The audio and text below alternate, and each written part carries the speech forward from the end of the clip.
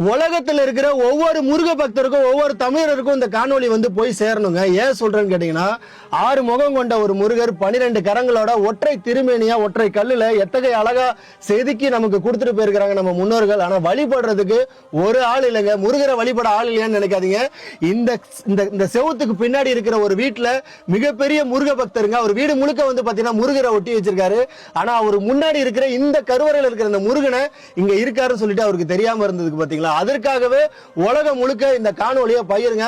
லைக்கே போடாதீங்க. பாக்குற ஒவ்வொருத்தரும் பகிர்ந்துட்டு போங்க. அது மூலமா இந்த கோவில் மீட்டெடுக்கப்படணும். நாளைக்கு செவ்வாய்க்கிழமை இல்லைங்களா, 20/1/2026. அதனால நாளைக்கு இவருக்கு உகந்த நாள்ல உலகம் முழுக்க இவரை பார்க்கணுங்க.